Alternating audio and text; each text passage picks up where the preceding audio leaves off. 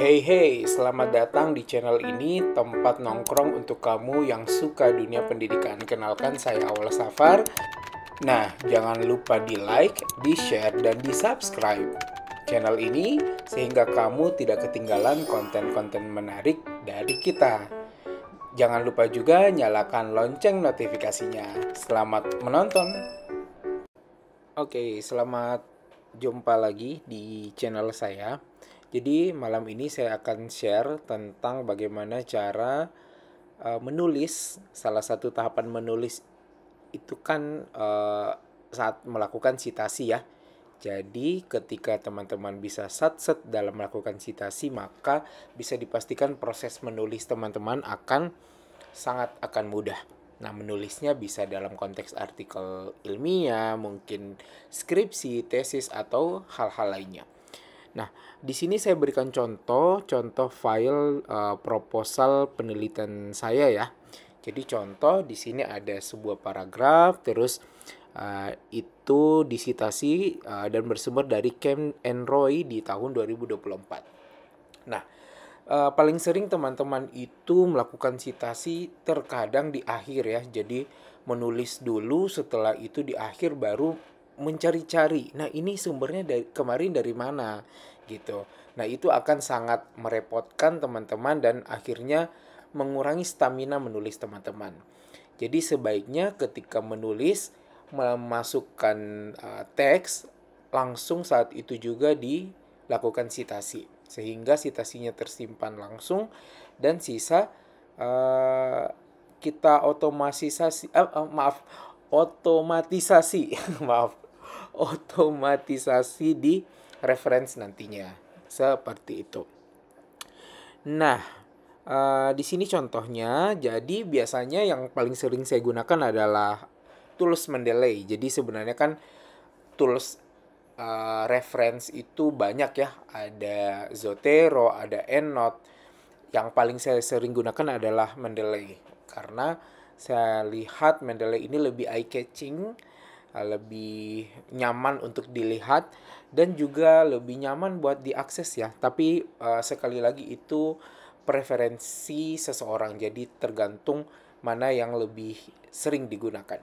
Nah, biasanya kalau kita menggunakan Mendeley dia akan langsung muncul di sebelah kanan dan setelah itu kita bisa pilih untuk sitasi. Nah, sebenarnya proses sitasi itu ada dua proses pastinya ya. Yang pertama ketika teman-teman dari awal sudah menulis dan ingin mencari dari tulisan teman-teman referensi mana yang menggambarkan atau menjelaskan tentang hal tersebut, maka bisa dilakukan copy paste seperti ini. Ini paling simpel ya. Jadi saya berikan contoh yang paling simpel, tidak usah yang terlalu advance. Nah, contoh seperti di sini ada jurnal yang rilis di PubMed. Nah, itu ternyata menjelaskan tentang apa yang tadi teman-teman sudah tuliskan atau apa yang saya tuliskan di draft proposal saya, di mana dia menjelaskan tentang prevalensi dari anak sekolah yang mengidap atau terinfeksi cacing usus atau soil transmitted helminth. Nah, bisa juga sebaliknya. Jadi bisa juga teman-teman dari awal mencari referensi, terus teman-teman kalau tidak bisa membaca full teksnya berarti mengambil abstraknya. Setelah itu di copy dan diparafrase dan dipaste ke dalam draft proposal teman-teman. Jadi ini cara kedua ya. Sebenarnya idealnya cara kedua pastinya, karena ya cara pertama itu menurutku kurang etis ya, karena kok bisa menulis tapi belum tahu referensinya dari mana. Seperti itu. Jadi saya berikan contoh yang benar. Ini karena konteksnya tadi proposalnya udah saya jadi gitu. Nah, seperti ini. Jadi kita paste dan sebelumnya kita bisa parafrase dulu dan harus diparafrase dulu karena kalau tidak diparafrase akan terbaca di Turnitin. Jadi akan terbaca ada plagiat seperti itu. Nah, ini parafrasenya, maaf agak belibet soalnya sudah jam 2:30 teman-teman. Ini bisa secara manual, jadi kalau teman-teman punya skill bahasa Inggris, menulis writing yang advance ya silakan diparafrase langsung. Tapi bisa juga dengan menggunakan ChatGPT atau tools-tools AI yang lain. Jadi buat aja minta parafrase. Setelah itu hasil parafrasenya kita masukkan ke dalam draft.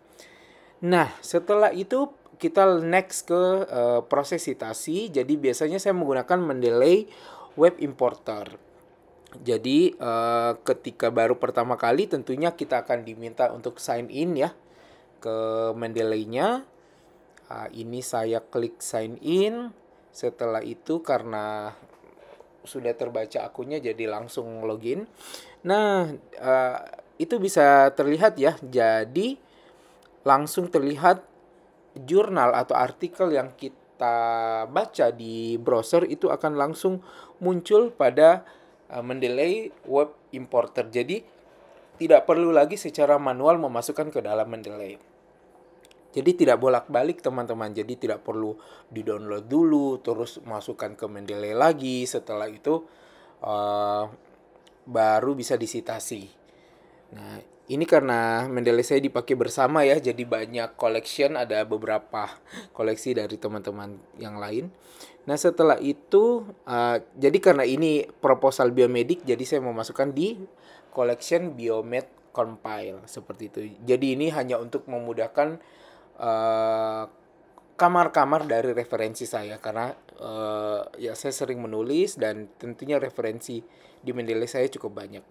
Nah ini ketika kita membuka Word itu akan langsung terlihat ya, terlihat referensi yang tadi kita sudah masukkan melalui Mendeley Web Importer.